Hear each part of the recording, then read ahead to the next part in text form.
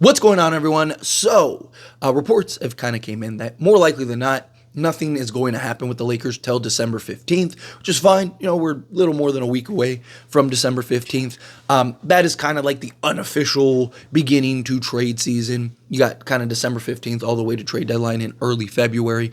Look, the Lakers have a lot of options, which is good. Asking prices are insane right now, right? That's the problem. Asking prices are just ridiculous. And until those asking prices really come down and drop, it's kind of tough to get a move done. Now, I hope we get at least something done early. I know all of us fans, we're just like dying for a trade. It's like, please, can we get something done? But I still maintain we need patience. And we need to make sure we make the right moves, the right trades, right? If right now, I know a lot of people fire Rob Pelinka. He's the worst GM ever. I want to wait and see what he does. If he does nothing, or if we waited all this time and he makes a bad trade, right? Then sure, right? Like let's talk about it, right?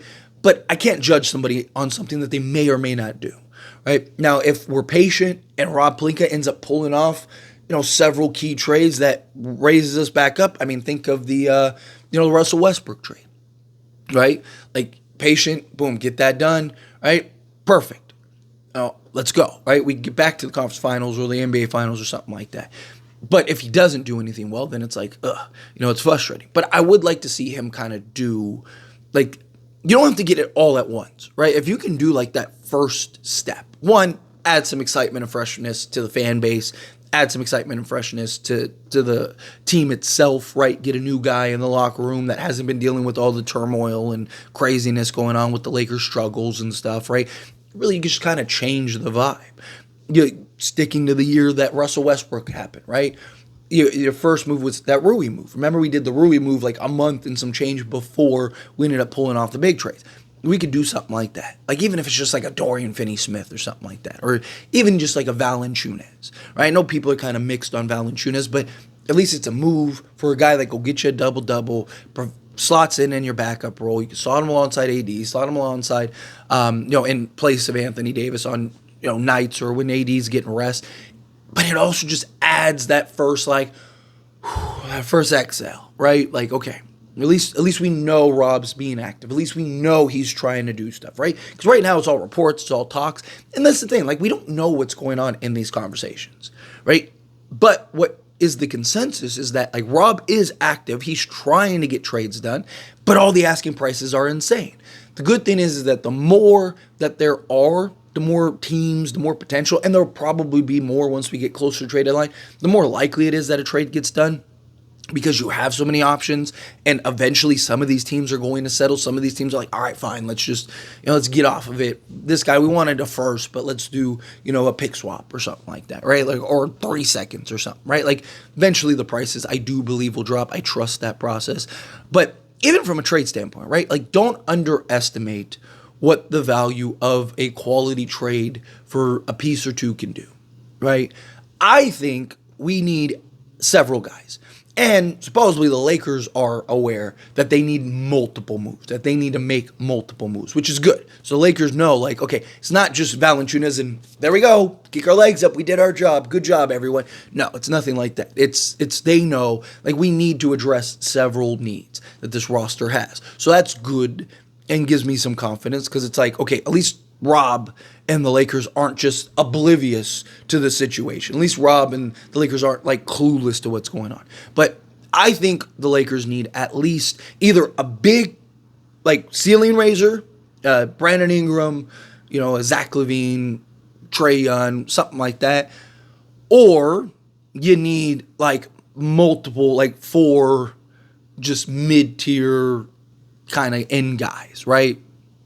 I think if you can get that higher end guy, plus like 1 or 2 kind of mid-tier guys, like maybe a mid-tier guy and like a a lower tier guy, but still like effective guy, then I think you can potentially be a contender, right? Because Zach LaVine just raises the ceiling. You add in a Dorian Finney-Smith, you add in like a Day'Ron Sharpe, now you're in. And it's also like the collective of them, right? Like, great example, that Russell Westbrook year, right? You go get Rui. you end up getting D'Angelo Russell and Jared Vanderbilt, and you changed your season. Yes, they got other guys too. Mo Bamba was hurt the entire season. You had Malik Beasley, who was essentially unplayable. But essentially, you had three guys that came in and changed the landscape of the Lakers. And Rui, D'Lo, and Jared Vanderbilt, all those guys were solid in the playoffs. I know the Denver series, D'Angelo Russell wasn't great in, but he saved us in the Memphis series, right? He was really good in third quarters in multiple of those Warriors series, but also just changed the tide of the regular season, right? So again, like I could see something like that happen. Dallas is another great example, right? Dallas, they looked dead in the water for numerous occasions. There were reports like, can Kyrie and Luka work? Can Luka even play with another star? Right? Like, they look like there might not even be a play-in team again. And it's like, and then they go get, Derrick Jones Jr. kind of comes into his own. They go get a Daniel Gafford. They go get a PJ Washington, and boom. All of a sudden you look up and they're in the NBA Finals, right? Like, so again, don't underestimate the value of a quality move or two, right? If you can get multiple pieces. If in a perfect world, the Lakers could go get like the full Nets rehaul, right? Get like a Dennis Schroeder, Day'Ron Sharpe, Dorian Finney-Smith, and Cam Johnson. Boom. Like, at that point, give up whatever you have to give up outside of like LeBron James, Anthony Davis, and Dalton Connect, and let's go, right? Because now you essentially created this influx of like a high-end guy, not like, I don't think like, an all-star, but like a higher-end guy. Cam Johnson, you got a mid-tier guy, Dorian Finney-Smith, mid-tier guy, and Dennis Schroeder. You got kind of like a lower, mid-tier guy in a Day'Ron Sharpe, a guy that is definitely a project, but fills a need, fills a void. Now I think you're in good shape. If you can do something like that, or it could be collective, right? Maybe you're getting, Dorian Finney-Smith and Day'Ron Sharpe, and then you're going to go get a Bruce Brown, and then you're going to get like, if you can piece it together through multiple trades, kind of like what the Lakers did in that, the season a couple seasons ago, where they made the full turnaround, right? Like, what was 22 or whatever, right? Like, it's something like that.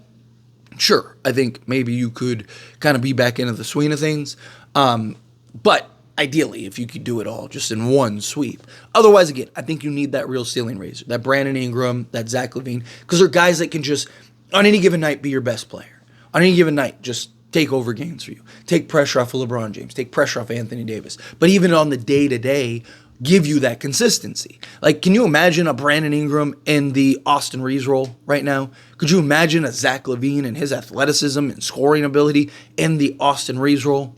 And it also drops the pecking order, right? So now Austin Reeves is your fourth guy rather than your third guy, right? Like, you just go down the list. Dalton Connect, he doesn't have to be your fourth, fifth guy. Right now he can be your fifth, sixth, seventh guy. And you just, it balances things out. And then you add in a Dorian Finney-Smith, right? Now, again, Connect is your sixth guy, right? Rather than your third or fourth, fifth guy, right? It changes the landscape of this team. You really do think that the Lakers either A, get a higher end guy, or go get a couple kind of mid-tier guys, which I think you need 3 or 4. I don't think just like a Valanciunas and a Dorian Finney-Smith solves everything, right? Like, would it make us better? Yes, absolutely. But I don't think like 2 mid-tier guys by themselves change everything. I think you need at least another one, right? If you get like a Dorian Finney-Smith and Valanciunas, and then get like a Bruce Brown, okay, well now I think maybe you could be in that conversation, right? Because now you got like 2 higher end mid-tier guys, and then kind of like that lower mid-tier guy. So the overall collective package, that's the idea, right? On an individual scale, it's like, okay, yeah, Valanciunas, double guy, backup center, like, yeah, he could help. Bruce Brown, not really a great 3-point shooter, but gives us that point of attack defense, can essentially defend 1 through 4, right? Initiate, play make, he's familiar with this style of offense, right? We've seen what he was able to do in like Denver, so he could really plug in nicely, apply some rim pressure, do multiple things on the basketball court, operate in the mid-range, takes the pressure off of LeBron and AD, beats some defense, right? Like, okay, cool. Yeah, he makes an impact. And then, Dorian Finney-Smith, legit 3-and-D Wayne, can defend, getting 1 through 4, got good size, good length, right? Got some athleticism. Okay, cool. You can kind of see it together. Well, add all that together, right? Now it's like, okay, well, now we solved the 3-and-D position, solved the point of attack. So now you got like Bruce Brown, Austin Reeves, Dorian Finney-Smith, LeBron James, and Anthony Davis. Like, that collectively changes it. And then still have like a Valanciunas, right? Like go down the list. Maybe you still keep Jared Vanderbilt or something like that in that move, right? So you got like Vando off the bench, right? Like you got key pieces. Now I think you're just a higher end, 7, 8 guys, as opposed to right now where you're just kind of like, you're really like 4 guys, right? But no, outside of LeBron James and Anthony Davis, like none of the other guys are really even necessarily like starting in levels. I said it before, right? Like even Austin Reeves. Like which top contender does Austin Reeves start for? Let alone be the third guy, just start for, right? Like maybe you can make an argument for Denver, but Christian Brown is better athletically, better defensively, and he's been shooting the ball better. So it's just kind of like, are you really going with that, right? Like you don't need Austin Reeves in his style of play as much because you got Jamal Murray, right? It's just, it really changes things. But again, you get the right pieces. That's the key, the right pieces. I'm fine being patient. I'm fine waiting.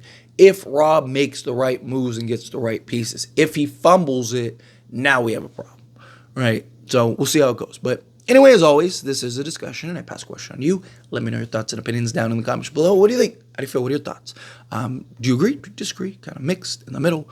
However you feel, whatever your thoughts are, I'd love to hear it. So let me know down in the comments below. That being said, if you haven't liked this video, hit that like button. Helps me a lot. So we enjoy these types of videos. Truly appreciate it. Not subscribe channel, hit that subscribe button. Turn on the bell notifications. Appreciate y'all. See you in the next one.